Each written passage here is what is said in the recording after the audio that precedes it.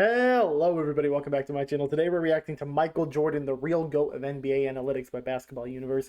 Original video down in the description. Hey man, I want to dig down into deeper NBA analytics. There's a lot of them I don't understand, and I know that there is something deeper beyond just points, rebound, assists, steals, blocks, field goal percentage, all that. I want to learn more about the deeper analytics of the game and see how Jordan matched up against other players on that one. So hey, we're here to learn more about Jordan, figure out why he the GOAT.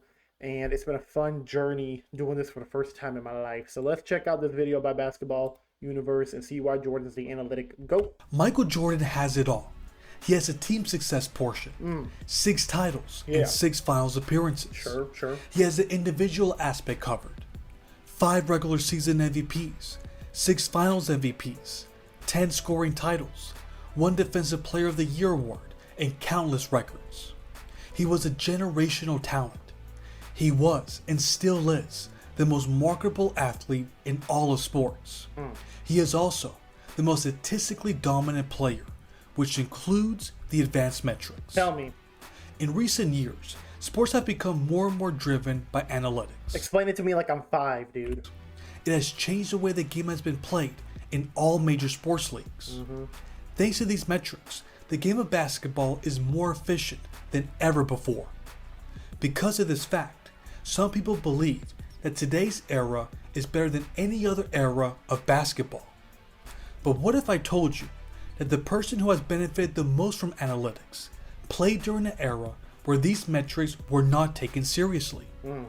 That is the case for Michael Jordan.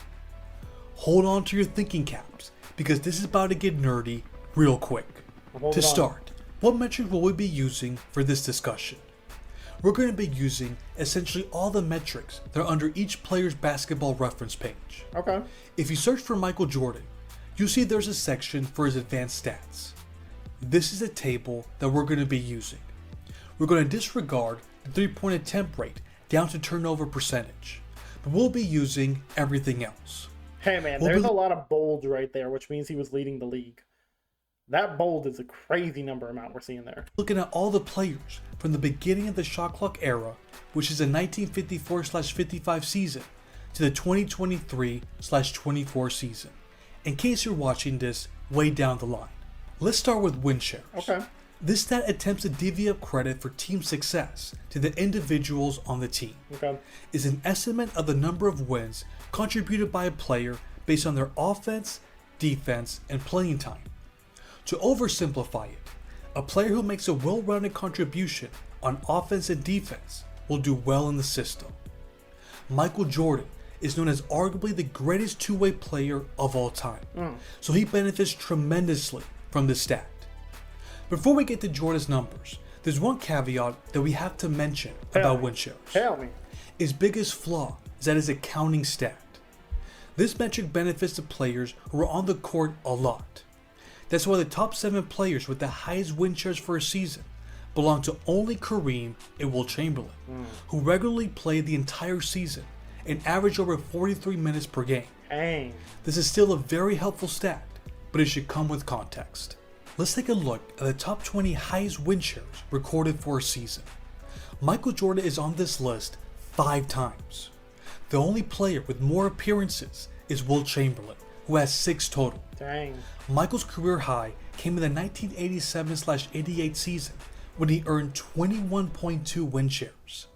That is the highest out of any player since the NBA/ABA merger, which is what's considered the modern NBA.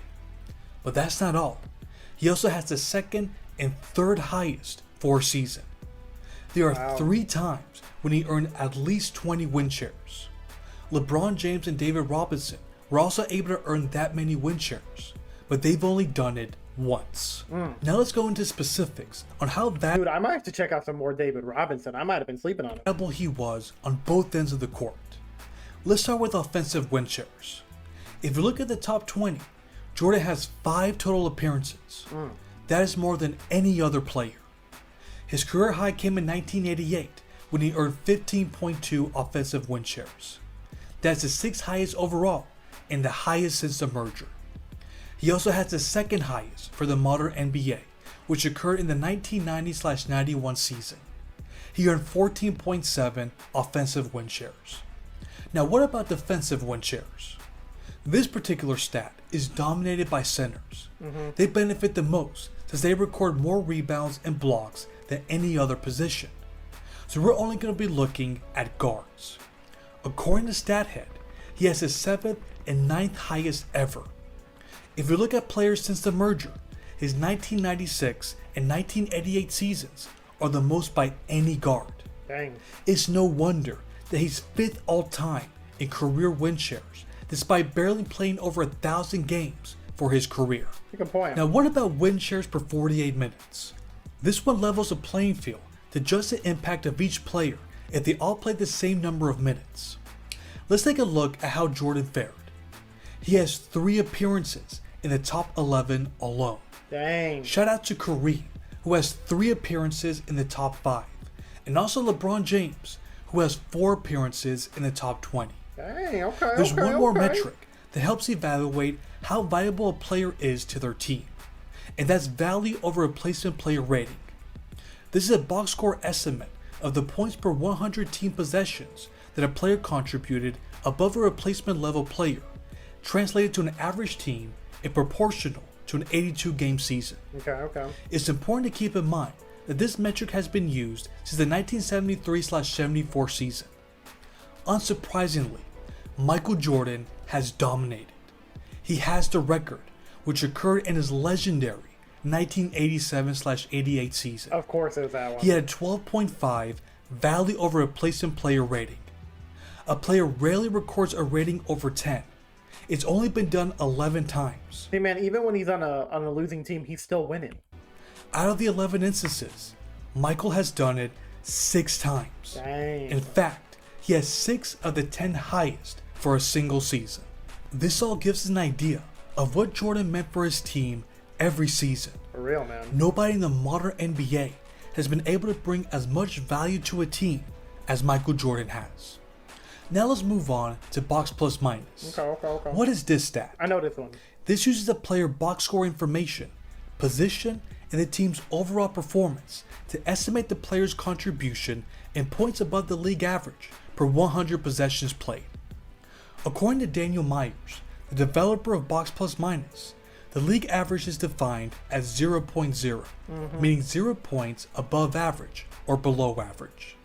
For example, a value of plus 5 means the team is 5 points per 100 possessions better with the player on the floor than with the average production from another player. And where's Jordan? He mentions that a plus 10 My estimate, 15. is Plus considered an all-time season. 15.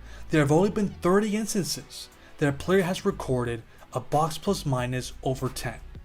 And guess who has the most? Jordan. That's right, Michael Jordan, Got who it. had 7 total. His career high came in 1988 when he recorded a 12.96. Okay, I definitely overestimated what's possible when I said 15. But 12.96. That's amazing. Box plus minus. The same thing can be said about offensive box plus minus. He has 6 appearances in the top 20, which is the most out of any player. His career high came in the 1989-90 season when he posted a 9.09 offensive box plus minus. He also made his mark in defensive box plus minus. In 1988, he posted a 4.16 defensive box plus minus, which is the 10th highest ever. Dang. That's the second most by any perimeter player behind Nate McMillan, who has an all-time record. Okay, Nate. Now we move on to PER, or Player Efficiency Rating. According to his developer, John Hollinger, PER sums up all a player's positive accomplishments, subtracts the negative accomplishments, and returns a per minute rating of a player's performance. It appears that this stat favors big men more, as they make up 56% of the top 50 highest PER for a season. Wow. But Michael made his mark here too. He and Steph Curry are the only perimeter players to reach the top 20. Curry only has 1 appearance, while Jordan has 4. Dang. That is the most by any player, along with Nikola Jokic. His career high came in 1988 when he had a 31.71 PER, which is also the 6th highest ever. Dang. Speaking of efficiency, Dude, doing this as a goal, like, there's levels to it, man, right? Like you got someone like Shaq who's massive, should be very efficient. You got a guard who's making way more difficult shots. It's impressive he's that high. His true shooting percentage is also very noteworthy. This stat takes into account shooting percentages from 2-pointers, Dang. 3-pointers, and free throws. What a shot. He's nowhere near the all-time list, but we do want to mention where he ranks among volume scorers. There have only been 30 times in NBA history that a player recorded a 60 true shooting percentage while averaging over 30 points. Michael Jordan did it 4 times, which is the most ever. In his historic 1988 season, he averaged 35 points while having a 60.3 true shooting percentage. Right, 88 Jordan was a cheat code. That's the second highest points per game average while posting those shooting numbers behind the 2019 season from James Harden. Oh, wow. He averaged 36.1 points with a 61.6 true shooting percentage. The numbers say that Jordan is the most efficient volume scorer ever. Yeah. The last stat that we're going to look at is usage rate. This is an estimate of the percentage of team plays used by a player while they were on the floor. So why are we looking at this stat?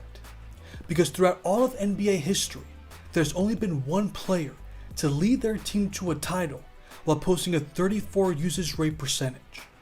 Jordan accomplished this in 1993. But that's not all.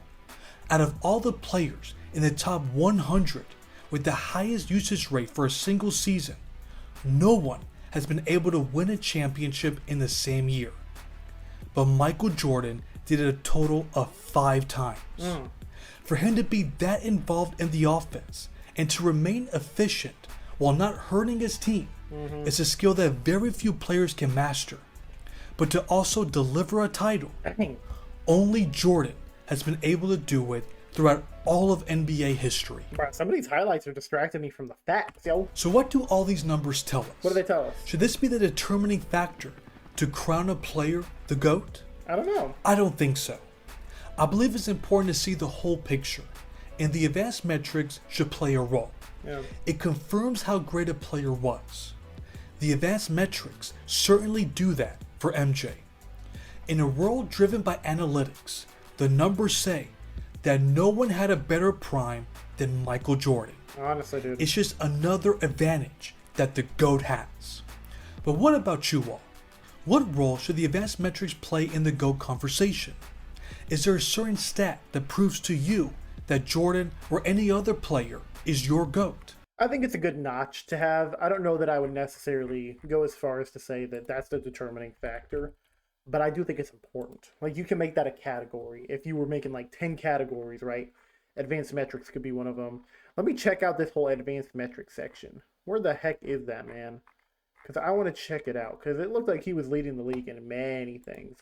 Let me look up MJ advanced metrics. Come on. Basketball Reference, where you at? Bro, you really not gonna help me out, are you? Where the heck did he find this?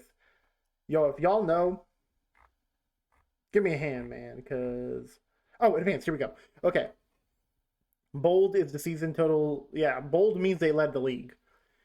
So Homeboy in usage percentage led the league a lot. PER led the league a lot. Minutes played led the league a lot. VORP, BPM, DBP. Like, look at all this bold, dude. I'm curious if any other player has close to that amount of bold. Let me look up LeBron real quick. All right. Yo, we deep in the trenches right now with our research. Advanced. Come on, dude. Why is it so hard to find?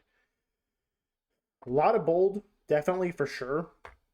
Dang, I wish I had them side by side. Oh, you know what? I'll do my own research later. But LeBron definitely led the league many, many times as well. Let me do one more person, Kareem, because Kareem's often listed as like one of the better players as well all time. Many people got him number 3.